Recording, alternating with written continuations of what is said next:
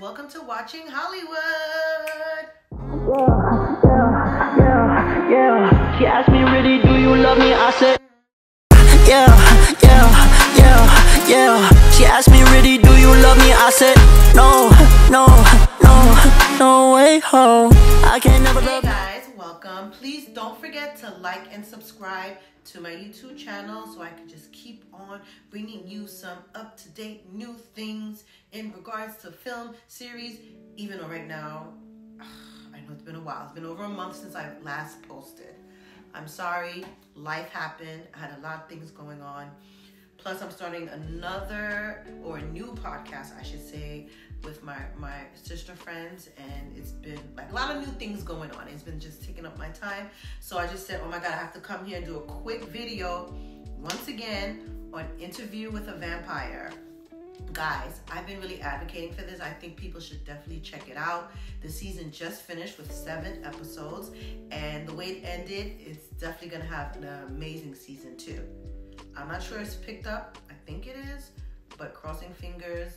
Everybody's doing a great job. The story keeps your attention, so that's always a plus. So for the last few episodes, I believe I left off at episode 3. I am not even going to go through all the episodes like that because a lot of the stuff I really don't remember. But I just finished the last episode and it was really good.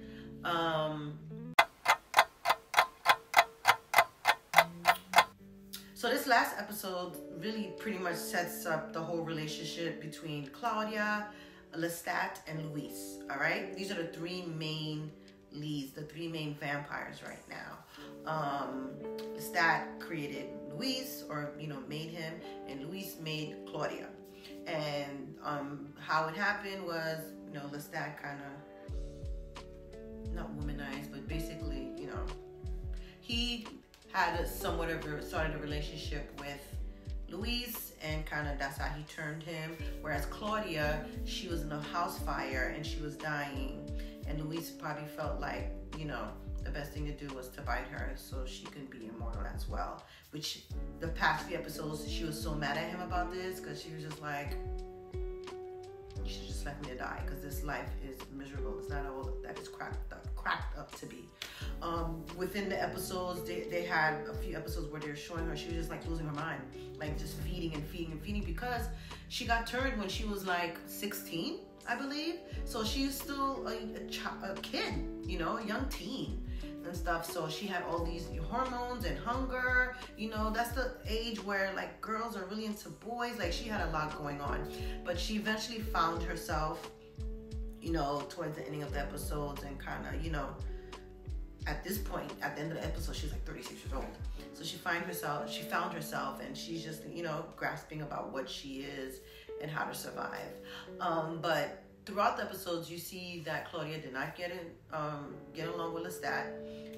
Lestat was kind of a hater because he was mad that, Luis had like a close relationship with her because he made her, just like Lestat felt he had a close relationship with Luis. But Lestat was just like, he didn't want to share Luis, and then here's this girl just taking up his heart and time, because Luis looked at her. It's so weird, and I think it's always been like that with vampires. Their relationships, their relationships with the people they turn, it's so close. It's like borderline. It's like blurred lines, because you feel like the love they have for the person they turn is almost like sexual and romantic relationship wise, but then also they're kind of like, I'm your mommy or I'm your daddy, so it's like a parent-child relationship all mixed up. So like if you're watching it at the wrong time, you're like, are they fucking? Are they together? But then other days you're like, oh, he's like a daddy to her or a mommy to her. It's so weird. And I realize a lot of vampire movies kind of play on that tone, So as I was saying, Luis has a lot of love for Claudia, obviously, because he turned her. But Claudia can't stand Lestat. Can't stand him because Lestat was becoming really mean. Like really mean. He damn near almost killed Luis out of rage and jealousy. So this last episode 7, basically Claudia was plotting to kill this man. you know, killed this vampire, I should say. She was telling Luis, like, listen, we're gonna do this. This man is making our life miserable.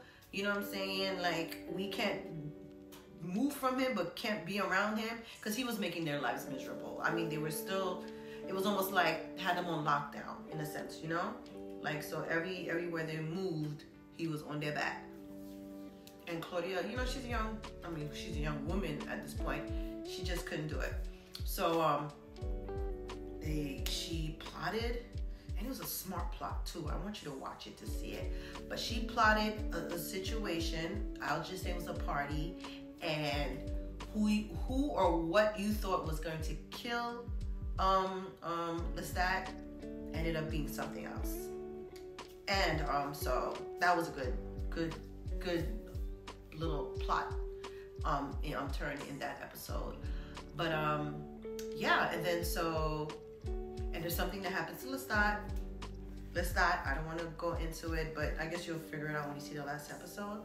But overall, it was pretty good. Really, really good. The things that happened is definitely giving me, you know, season 2. A special character, Armand, who's been there from like the beginning. His bio starts to come into fruition within this episode, and which is going to lead to next season. But yeah, I definitely recommend it, guys. Like, there's not a lot of shows right now with, you know, pretty much majority black characters, or just I shouldn't just say black, majority characters is diverse, because Armand is like Middle Eastern, I want to say, and of course Luis is black, Claudia is black. Just Lestat, that he's actually the only white character out of the main characters.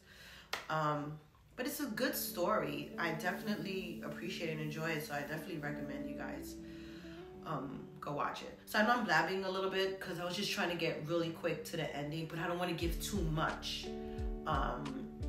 But I'm definitely going to be watching season 2, and I definitely recommend you guys watching it too. Guys, tell me what you want to see. I know, like, sometimes when I'm looking at other things, people are talking about the big movies, and unfortunately a lot of times I haven't had a chance to see these movies yet because life is taking over, which I'm grateful about. But of course I want to update you and give you my opinion on a lot of these movies. Well, guys, thank you for watching Hollywood. Like I said it before, don't forget to like and subscribe and leave a comment below. Tell me what you're thinking. I will see you next week on Watching Hollywood.